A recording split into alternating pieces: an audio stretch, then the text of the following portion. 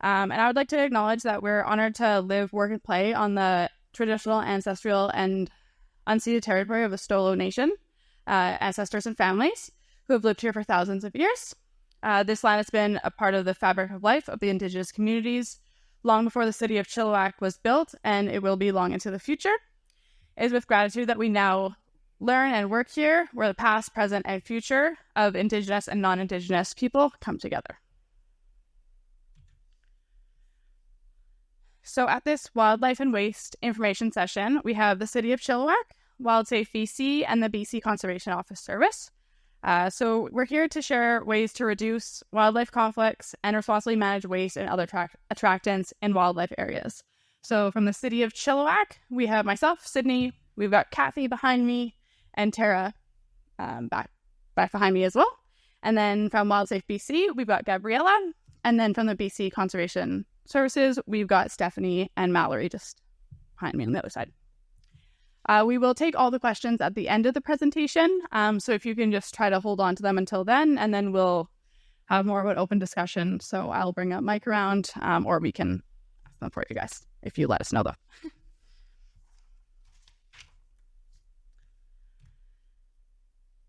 So the solid waste management bylaw is how we manage like the wildlife issue areas and waste. So in the April 2nd council meeting, some additional requirements were adopted by council that were added to the solid waste management bylaw. So some of these amendments included the following. So there are requirements now for all properties within the wildlife issues areas to have their materials out no earlier than 5 a.m. the day of collection. So this includes all residential, commercial, industrial, and institutional properties. And also it includes all those stratas as well. So that's a big one, I guess, in those areas.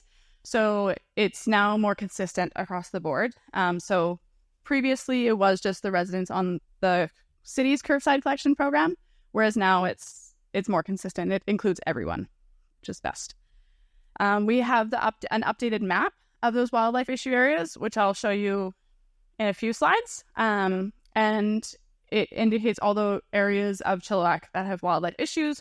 So some of these include Promontory, Ryder Lake, Eastern Hillsides, Chilliwack Mountain, Majuba Hill, Riverstone Heights, Little Mountain, and then the end of Quarry Road, kind of at the base of Little Mountain.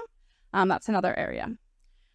So another requirement now in the bylaw is that residents who live in these wildlife issue areas must actually store their waste and waste bins, containers in an enclosure that is inaccessible to bears and other wildlife, just to help make sure that they can't get into it even when it's not at the curb. And then also there is now an automatic requirement for residents in these areas to wait until 5 a.m. to put the bins out for collection, whereas previously the city would have to send out notification letters. So now it's just an automatic requirement instead of us having to send out letters to all these residents every year. So it's just an automatic requirement. And then property owners who are non-compliant could be facing a $200 fine. If it's repeated, it starts out with a warning, but eventually can escalate to a fine. And then these notifications will be sent out through an alert on the curbside collection app, social media, and through letters. So we try to cover as many bases as possible. So public interest, there's been a significant amount of public interest into this topic. Thank you all for being here tonight. Shows you're very interested in it. These requirements in the bylaw were established to address concerns from the residents that and the increase in human-bear conflicts. The goal for these requirements is to help reduce that risk of encounters for residents and children who are playing outdoors, as well as to protect the wildlife.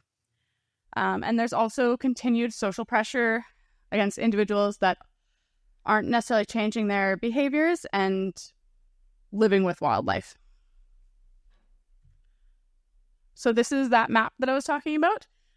So all the hashed area that's kind of like a ready round, those are all the wildlife issues areas that we have currently. So it's very similar as the map that was in the bylaw last year, but we've just updated it to add that little section at the base of Little Mountain, so on the north side of Little Mountain, the end of Quarry Road. And this is in the bylaw, Schedule G, so it'll be at the end of the bylaw. And it can also be found if you look on maps.chilliwack.com. There's a under the environment tab. So there's a bunch of different layers you can add onto it, and you can just see this online as well. But now I'm going to pass the mic over to Kathy, and she's going to go over the next handful of slides. Okay, thank you. So the next slide, we'll be talking about auditing and enforcement. So our environmental service team will be performing evening audits to ensure the residents are not putting their materials the night before the collection. So if any containers, doesn't matter, it's garbage or recycling, any containers are out, we'll be issuing a violation tag that you see on the right-hand side here. We're also going to be attending to any complaints from residents who do not have their containers in an enclosure. The same tag will be issued. Our residents can contact us through email or call our ES phone line, which is up on the top here, to make any complaints to us so we can address them as we need. Now, audits will be mainly on the recent updated bylaws since last year. So areas that you have talked about: Promontory, Majuba Hill, Rideau Lake, Little Mountain. And this year we added the base of Little Mountain, which is the end of Quarry Road area. Now, residents who do not follow the bylaw will receive a warning letter first. And if the resident continues to not apply to the bylaw, a fine can be issued, and it is $200. Let's do the next slide. So this slide is basically the audit that we did last year up to the end of September 2023. So obviously, I don't have any numbers as of 2024. We will start auditing as of May 1st. As you can see, the Newark Hillside area, as of last year, has the highest percentage of homes being tagged the night before. So again, Rideau Lake, Promontory, Majuba Hill, and Little Mountains are the ones that have the highest percentage. So as you can tell, Little Mountain does have the highest one because they're a smaller area, less homes, but a lot of people did have the container out the night before.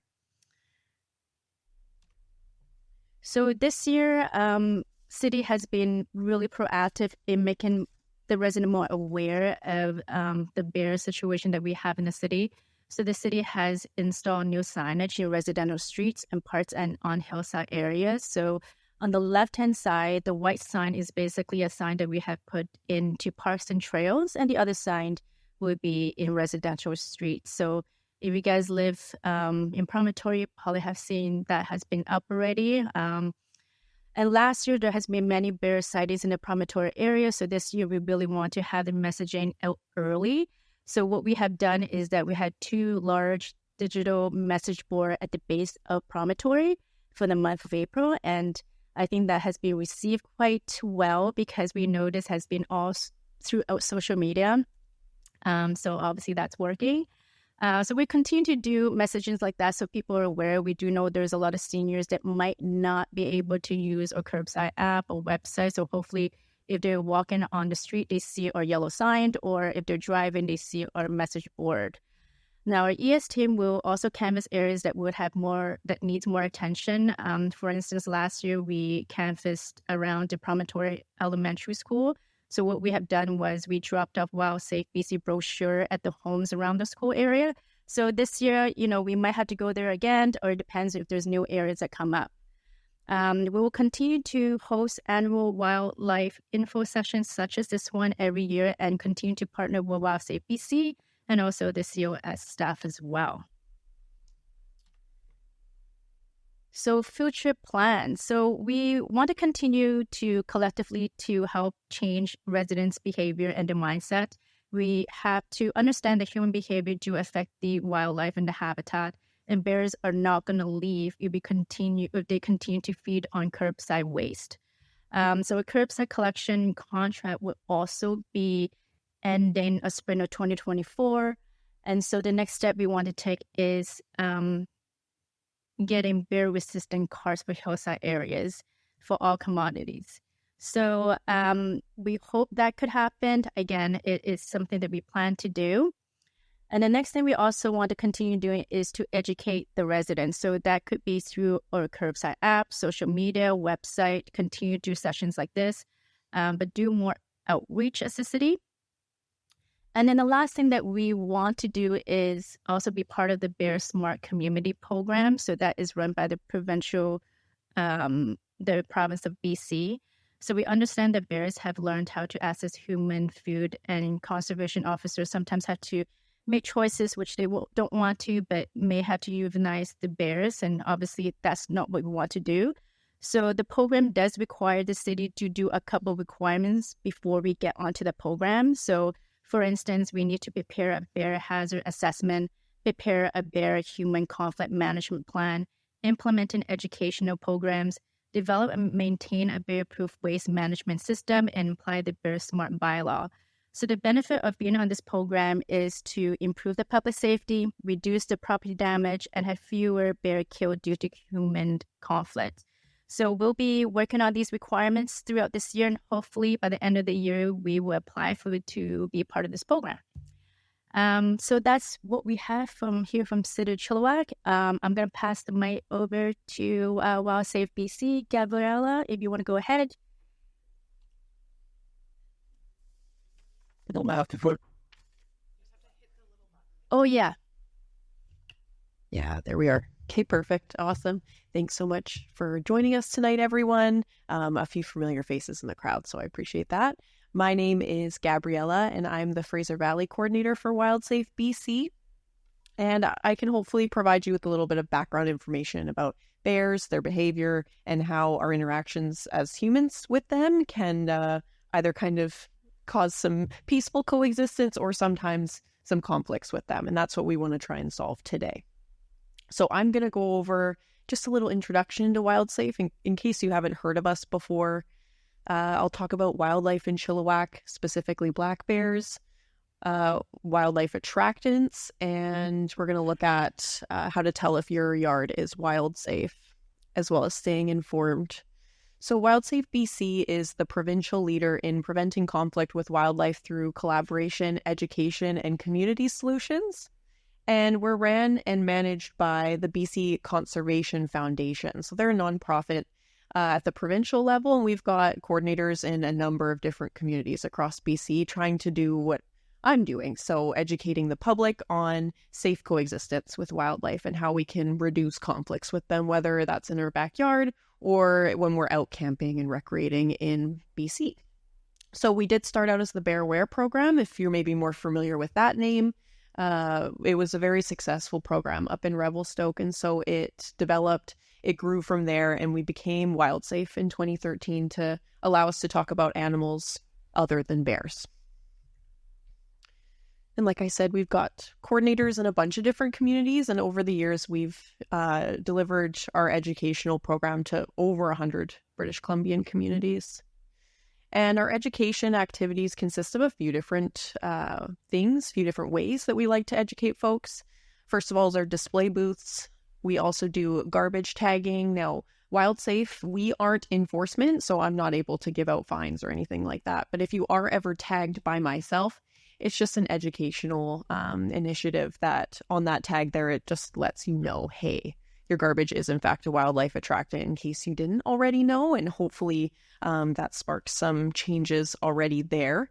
We also do door-to-door canvassing. So I'm around knocking on doors, handing out brochures, and leaving door hangers in high priority neighborhoods. We also do bear spray workshops. It's really important that people know what they're actually going out into bear country with.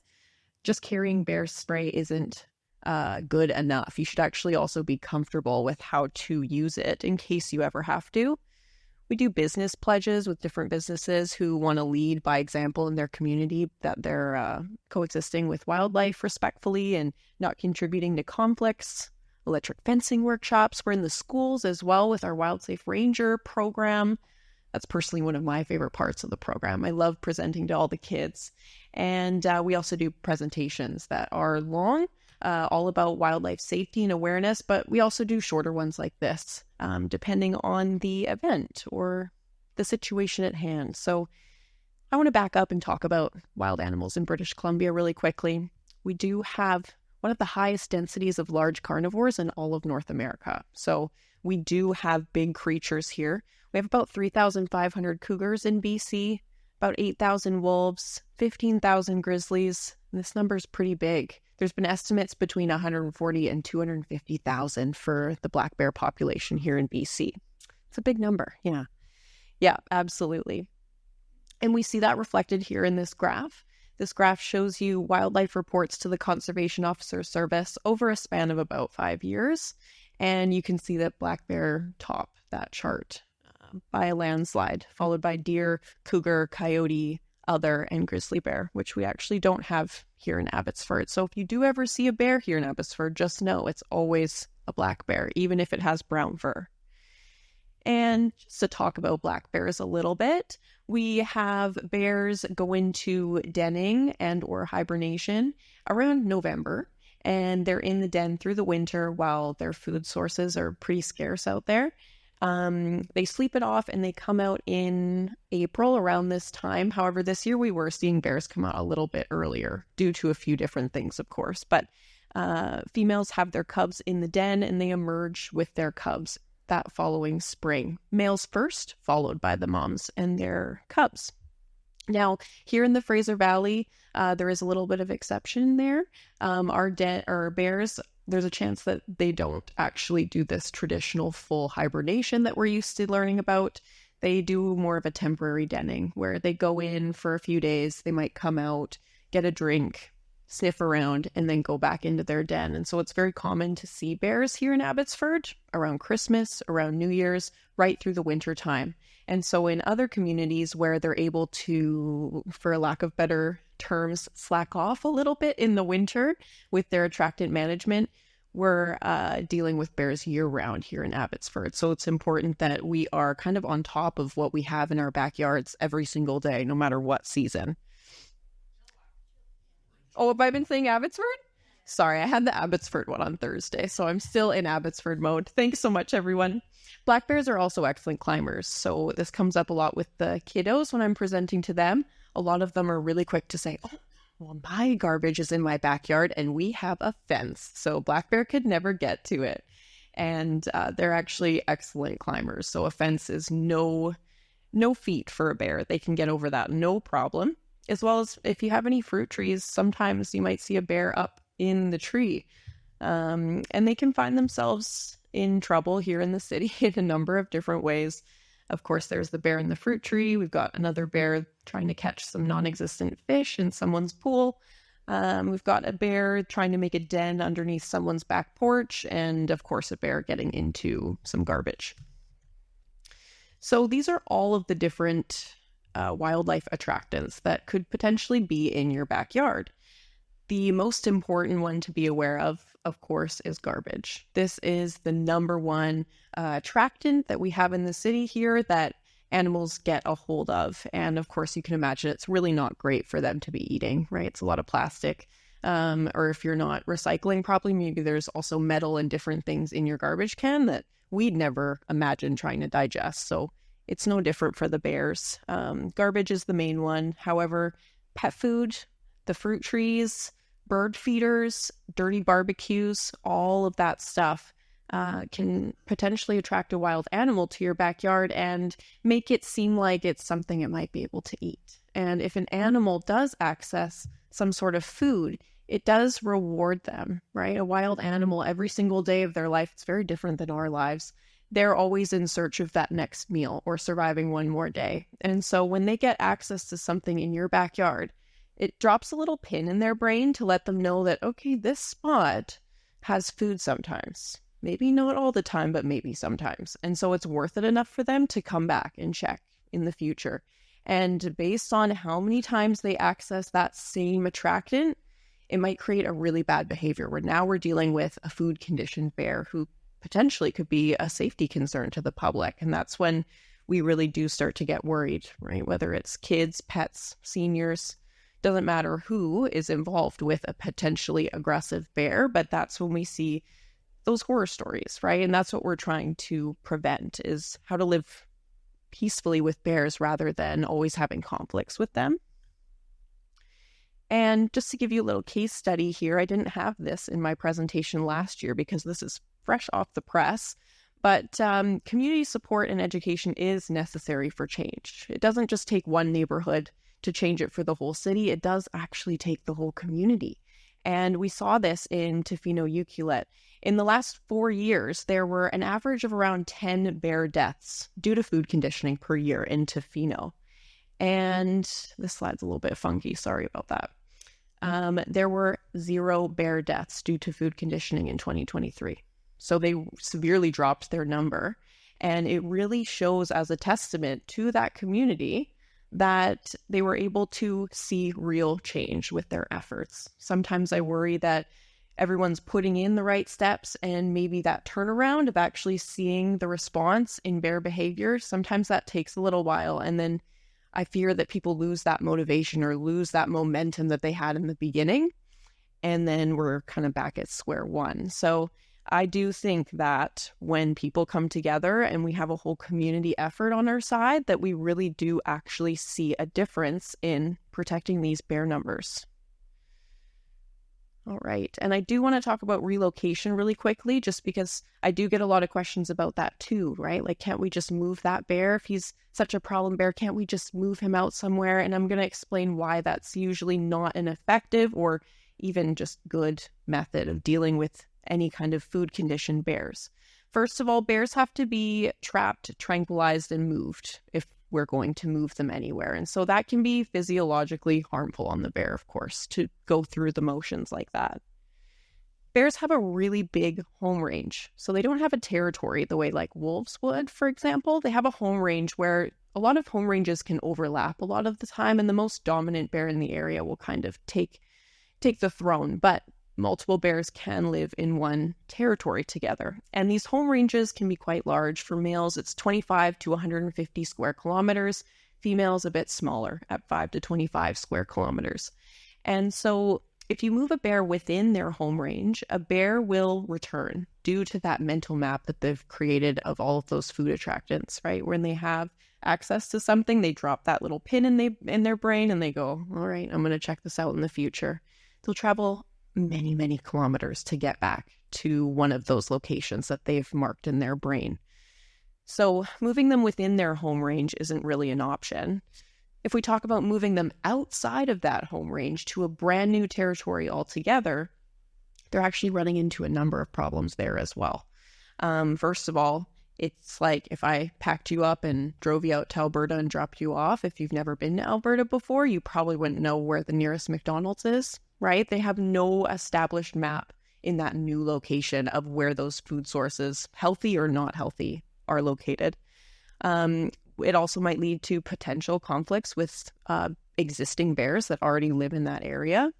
So like I mentioned, the most dominant bear will kind of take ownership, I guess, over that home range, but it can coexist with other bears. So potentially if you've taken a highly dominant bear from one area and dropped it off in another area, it might actually get into altercations with bears where you've moved them to. And then lastly, that bear, there's still a really large chance that that bear is still going to seek out garbage, whether you've got the bear in Abbotsford or whether you've got the bear somewhere else. That behavior in the bear itself was never reversed. And that's something we unfortunately can't do. Once you take the wild out of the bear, you can't put it back in. So that's why it's so super important to protect these animals and make sure that they stay wild from the get-go.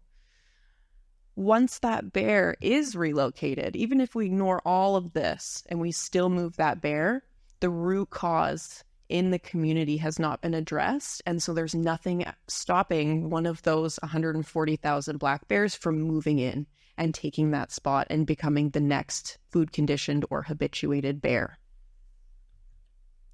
So, like I said, it's very, very important that we manage those attractants. That is ground zero. That is where a lot of the difference is made, is right in our own backyards. And actually, I didn't know a lot of this stuff before I got into this role. So it's very, I'm very understanding when people hear about these and they're like, oh, I had no idea that a bird feeder could attract a bear. I very much understand that because I was in the same boat. And so hopefully I'm able to teach you something today, or maybe you know all of this stuff already and you're already doing all the right things, which is great as well. But it is best to keep your garbage, recycling, and organics bins stored inside somewhere. This could be your garage. This could be a shed. I've also seen people DIY different kind of enclosures to store their garbage in out of wood, and you chain it up And you're just essentially making it a lot harder for a wild animal to get into that bin. And if a wild animal deems that bin is too difficult to get into and there's easier sources of food elsewhere, they'll go to whatever is easiest. So we have to make it a little bit harder for them to actually get a hold of our garbage bins. On collection day, place the bins out after the allotted time and make sure to bring them in as soon as possible once they are emptied. A common misconception is that an empty bin is no longer an attractant. And once the garbage has been taken out of the bin, the smell is still left behind. Wild animals are going to look for attractants based off of that sense of smell, not vision or hearing or anything else that we're more typical to depend on. Bears and other wildlife use their noses to sniff these things out. So if anything has that smell attached to it in your backyard, that's where the bird feeders and the dirty barbecues come more into play. They'll sniff that out and they'll come check it out. So even empty bins can be a wildlife attractant. And you want to keep your barbecue clean, empty the grease trap.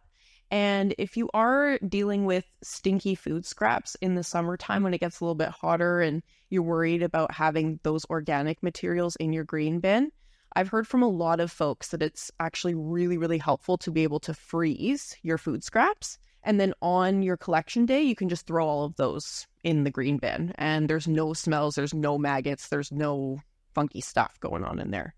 So give that a go if you've been struggling with your organics getting stinky in the summertime, keeping bins in the garage or something like that. And also take down your bird feeders and try and replace them with a bird house or a bird bath instead. And you might be thinking, bird seed, that's not going to do anything for a bear. They're not going to care about that.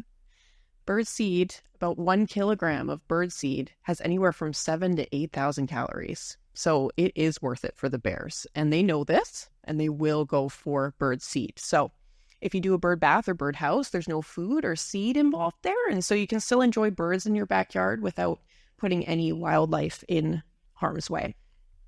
Also, if you have any pets at home, cats and dogs, please feed them indoors.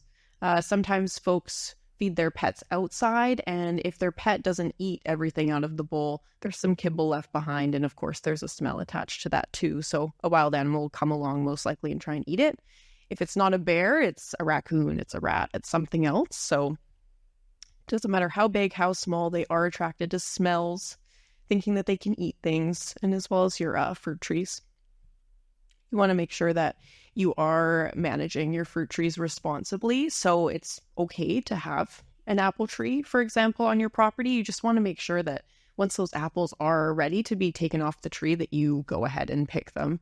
And this time of year is perfect if you're dealing with a fruit tree or a berry bush that's a little bit too big for yourself to handle. There are groups that will come and pick your fruits and take it out of your, it'll take it off your hands. You don't have to worry about it anymore. Or you could also go in and either prune your trees right now before all of the kind of vegetation starts popping out. Or you can also take a power washer, and once the blossoms come out on the branch, you can power wash all the blossoms off, and this will knock back some of the volume of fruit that is produced come the end of summer. And like I mentioned, if it's not for the bears, it's all these other creatures that could potentially be attracted to these items. And so, sometimes it's a matter of who you're talking to. And sometimes if I'm talking to someone who, their interest isn't the outdoors, they're not particularly invested in wildlife, then I take a different approach and I go about, do you want rats at your house? Do you want to deal with that? Because they'll also be attracted to these items too.